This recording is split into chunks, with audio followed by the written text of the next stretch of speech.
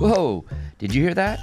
The last time term limits came up in a presidential debate was when George Bush, Bill Clinton, and Ross Perot faced off back in 1992. But last week, 3 presidential hopefuls brought up the issue in the 4th Democratic presidential debate. Hi, I'm Philip Blumel. Welcome to No Uncertain Terms, the official podcast of the term limits movement for the week of October 21st, 2019. Your sanctuary from partisan politics. U.S. Term Limits Executive Director Nick Tomboulides watched the 3-hour debate, and he's with us again this week. Hey, Nick, how's it going? Howdy, sir. I'm doing very well. Good. Is it true that you watched all 3 hours of that debate? I did. I'm the type of self-loathing person who does that. But I did it in the service to the term limits movement because I was waiting to see if the words term limits would finally come across the lips of any of these 12 presidential candidates, and yes, it finally happened. They did. Yeah, that was exciting. First time since 92. If it came up in one of the primary debates earlier on and slipped by us, hopefully a listener will let us know. But yeah, I think it's the first time since 1992 since it's come up in the presidential debate, so that's pretty exciting. And it came up more than once. Yes. So I did some quick little napkin math here, like some Jack Kemp Art Laffer napkin math. Prior to Tuesday night, there had been 15 hours of Democratic presidential debates in 2019. 15 hours, 900 minutes, 54,000 seconds. In that time, there had not been a single mention of term limits. As you said, it had not been mentioned in a debate since 1992, even longer. But in this cycle, you'd think with it, it's a really popular issue right now. It's a hot issue. Candidates talk about it all the time, evidently not in the primary. There were 297 questions about other topics, healthcare, gun control, wealth taxes, Ellen DeGeneres, but nothing about term limits. And there still hasn't been a term limits question. It only got into the debate because Tom Steyer injected it into a discussion about opioids. Right. Well, let's hear the clip right now. The reason I'm running for president is that we have a broken government.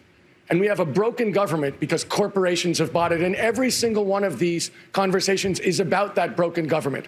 We need to break the corporate stranglehold on our government. I've put forward actual structural changes, including term limits, a national referendum, the end to the idea that corporations are people and have the rights of American citizens politically, and make it a lot easier to vote. Well, that's great. It was short and sweet, and there was no rejoinder. No one else engaged the issue when he brought it up. But nonetheless, I give Tom Steyer an A+ for bringing it up and for being the first one in decades. So I'm excited about that. And he's going to keep doing it because I noticed that prior to him being in the debate, and particularly in an interview I saw on Bloomberg TV, the very first issue he brought up was congressional term limits. I get emails from politicians all the time promising me, the Nile. And in this case, I got an email from Tom Steyer that said, if I get on the debate stage, I'm actually going to talk about term limits. I'm going to mention term limits. And he kept his word. And he did it in a very smart way. He correctly noted that Congress is in the pocket of Big Pharma because Big Pharma spends hundreds of millions of dollars on lobbying campaigns to keep their favorite politicians in office. So his case was, the real problem in our country is not the specific issues that we've been debating for 15 hours. It's corruption. If you fix corruption, then you get the politicians listening again. It was a very artful way how he brought it up. What it reminded me of was that Princeton study that had been done a few years ago, where they found if the American people support a particular policy, the odds of Congress enacting it are 40%. If the American people oppose a particular policy, the odds of Congress enacting it are 40%. So the opinions of the public have a near zero impact on public policy decisions. Legislators are listening to the funders. It's a systematic corruption. When you talk about opioids, the funders are the big pharmaceutical companies, obviously. And so it's a dependency. The votes are exchanged for permanent incumbency.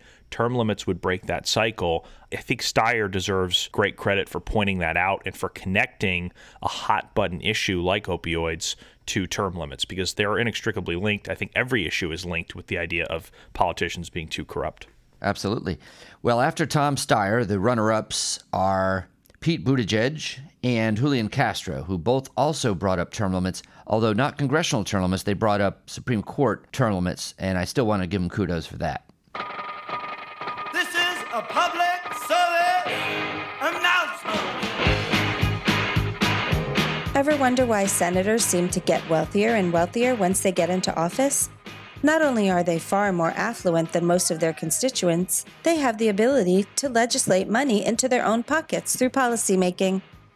In a September 19th article in The Guardian, according to Sludge, an investigative news website focused on money and politics, quote, analysis of financial disclosure data shows 51 senators and their spouses have as much as $96 million invested in corporate stocks, end quote. U.S. lawmakers face glaring conflicts of interest setting policy for companies they are supposed to regulate. Although not illegal, the perception is that it is a conflict of interest for lawmakers and their spouses to own stock in a company for which they legislate. Human nature dictates that it is impossible to be impartial on issues affecting your own personal wealth. Most of the stocks owned by the 51 senators are in 5 key sectors: communications electronics, defense, energy and natural resources, finance, insurance and real estate, and health. According to last week's investigative report, 10 members of the Senate Banking Committee own a total of as much as $8 million in stock in companies in the finance, securities, and real estate sector. Other senators on the Housing and Urban Affairs Committee have millions vested in real estate. The median net worth of a senator is approximately $3.2 million. According to MarketWatch, the median net worth of the average U.S. household is $97,300. U.S. lawmakers are disproportionately wealthier than their constituents and growing wealthier. This inequity makes it impossible for members of the Senate to have any empathy in the average American experience. It's no wonder Americans overwhelmingly disapprove of Congress and don't believe their representatives share in their priorities. At U.S. term limits, we believe the best anti-corruption measure is to divest Congress members from controlling policy for their own purses by removing them from their posts regularly with term limits. Right at deadline last week, we got the news of the results from the Louisiana state legislative primary elections. Yes, Louisiana had a primary for its state legislators last Saturday. We were super active doing voter education. Just want to give folks some background. We put major resources in. We sent out voter guides to a large number of districts, letting people know who signed the U.S. term limits pledge, which ones have refused. And of course, it's a pledge asking legislators to back a convention for term limits on Congress. And the way the primary works in Louisiana is interesting. It's not a closed primary like here in Florida where only Republicans can vote for Republicans and vice versa. It's totally open to anyone. It's one election in the primary. It's totally open. It's a mad scramble. It's like a World Wrestling Battle Royale wrestling match. And if one candidate gets 50% of the vote, he wins the seat automatically. There's no general election. If nobody gets 50%, the top 2 vote getters advance to a runoff in November. So we saw 22 pledge signers last Saturday win outright, and another 22 advance to runoffs. It was a very successful day for term limits. It's particularly fantastic when you consider that at the beginning of this campaign season, we had nothing in Louisiana. We had no pledge signers. And now, just going through the primaries, of course, it's a jungle primary, but going through the primaries, we already have 22 now who have signed the pledge committing to supporting the term limits resolution bill. That's fantastic. And we know there's going to be more because in these runoffs, in multiple cases, both of the candidates that are going to participate in the runoffs have signed the pledge. In Mississippi, remember we talked about on this podcast a few weeks ago, we had 10 cases where we had a term limits supporter facing a term limits opponent. And in all 10 cases, the term limits supporter won. So we are 2 for 2 so far in our elections, taking on our new strategy of educating these voters on how these legislators are going to vote on this issue. Sure. And we can't take personal credit for getting all these pledges. All the credit goes to the pledge team we have here at U.S. Term Limits. Shannon Les Chambly, Scott Tillman, Jeff Tillman, right. Aaron Duquette. These folks were indefatigable going after these pledges from candidates, following up and not giving up until they had a pledge in hand. And basically what this means is no matter what happens, the Louisiana legislature will have an army of term limits convention supporters in it come 2020. We won't know the exact number until November 16th, but it's going to be at least 22 and maybe even higher. word is traveling of what we're doing. The legislators there are panic-stricken over the mailers, the digital ads we've done that reveal their positions. It's so funny. Before we started plastering these guys' faces all over the state and calling them enemies of term limits, they wanted nothing to do with us. They blew us off. They wouldn't return our calls about the pledge. But then as soon as the mail and the digital hits, they suddenly spring to life like that Warner Brothers frog and start doing the Michigan rag, by which I mean pandering on term limits. It's hilarious. Well, let's make it clear, though. We always let bygones be bygones. As soon as you sign the pledge and support the term limits bill, you're our buddy, and you're doing the people's work. But up until then, all bets are off. Amen. So the next step is the general election on November 16th, and I assume we're going to be making a big play in that election as well. Yes, because while there were 22 pro-term limits candidates who had outright wins last week, meaning they got over 50% of the vote, there were another 22 between the House and Senate who now advanced to a runoff because they failed to hit that 50% threshold. So what we're going to be doing is pretty serious voter education campaigns in as many of those districts as possible to alert people where these guys stand on the term limits convention pledge. We're expecting to make a sizable investment in those districts.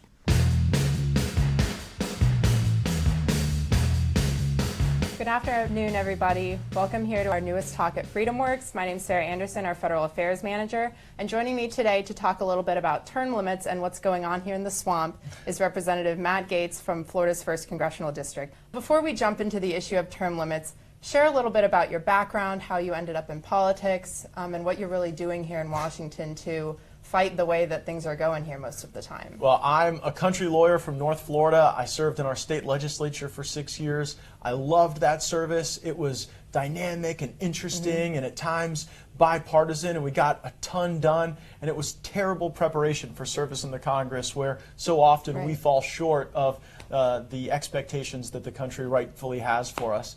And so I ran for Congress in 2016 and was elected in a pretty crowded primary and then in a general election. And really, I'm just trying to change this place. I didn't run as a guy who thought everything was working well and I wanted to go be a part of it.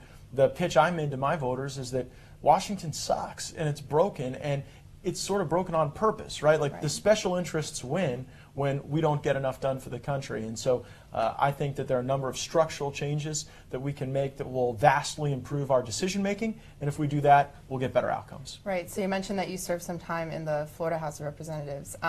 Do you guys have term limits down there? And how is the legislature in your state different than what you watch here happen in Washington every day? So in Florida, our voters took the position that 8 is enough. So 8 years in the state house or in the state senate, and you've got to move on to other work. And that led to a vibrance that is so lacking here in Washington, D.C. It's because you have a shot clock. You know that you only have a certain amount of time to get done the stuff you want to get done. So you're more willing to maybe take half a loaf, make some progress, chip away at a major challenge. And there's also more of a churn of new ideas, younger members. And you also don't have time to hold these grudges. One thing I notice around here, some of these old battle oxes, they've been hating each other for the last 2 decades. And then when you try to get them to agree on what to rename a post office, they'll end up chewing on each other. Right. Over the course of a term limit environment, it's easier to dispense with whatever personal irritant you have with someone and to get to the business working for the people that we're supposed to serve. So I far prefer that term limit system in Florida to what we have here.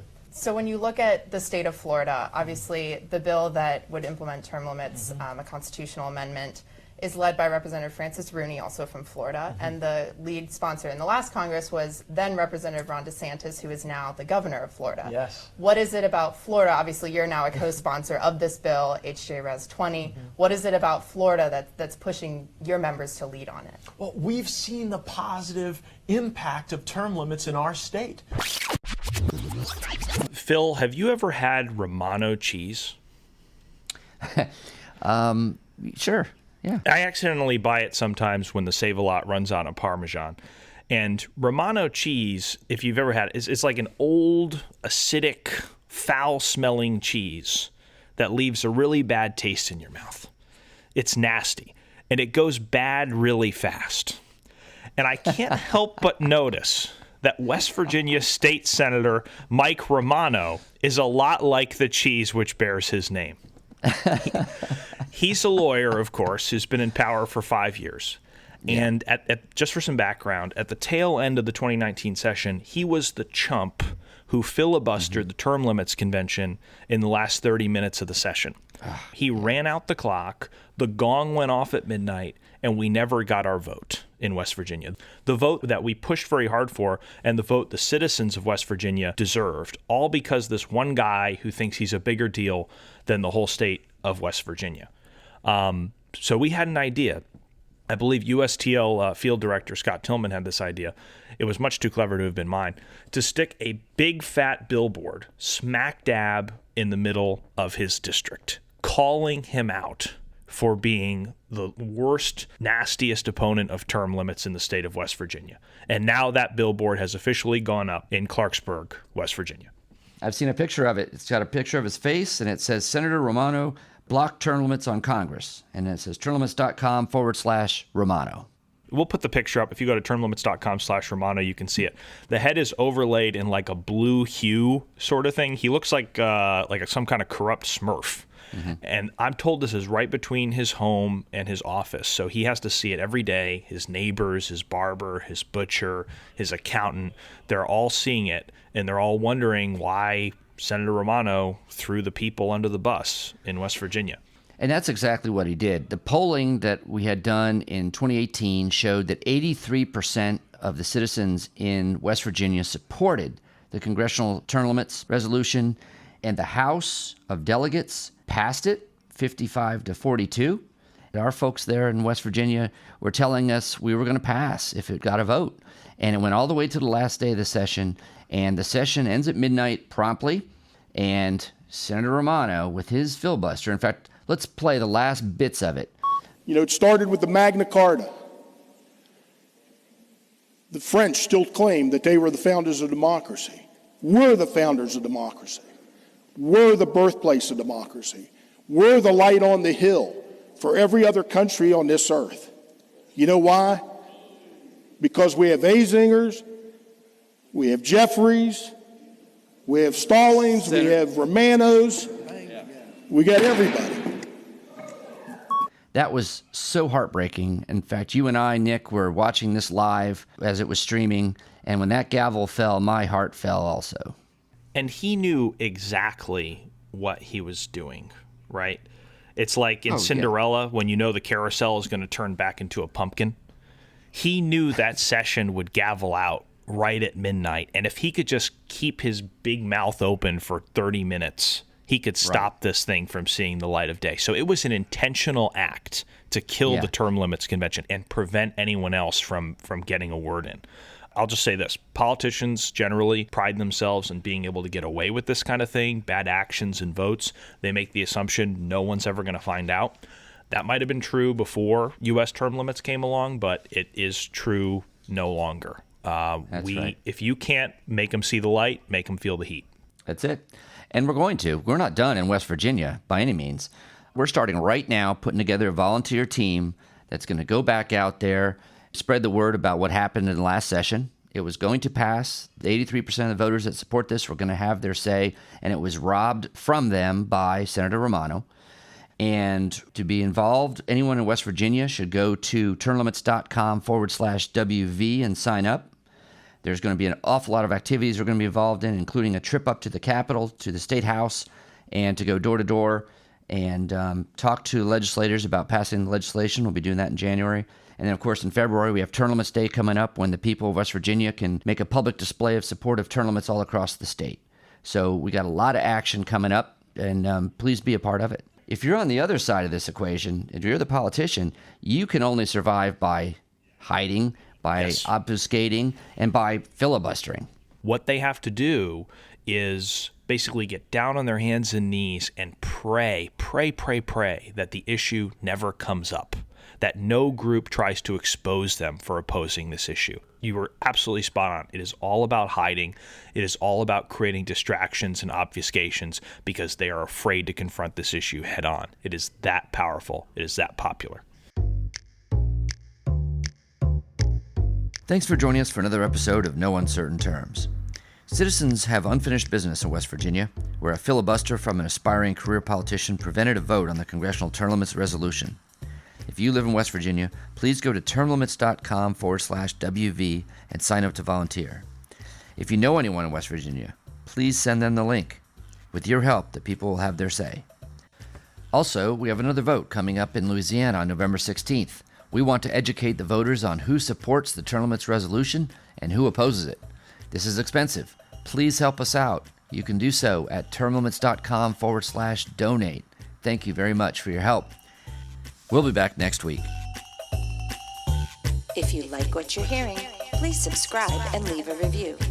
The No Uncertain Terms podcast can be found on iTunes, Stitcher, and now Google Play.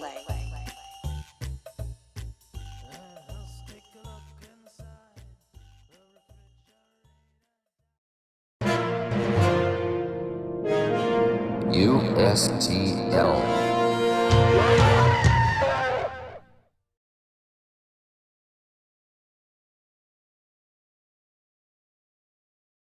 By the way, in that filibuster, when he mentions his name, Senator Romano, he actually pronounces it Romano. But anyway, we'll let that go. That's okay. He doesn't deserve to have his name pronounced correctly. I prefer to call him Romano, because then my monologue about cheese doesn't work.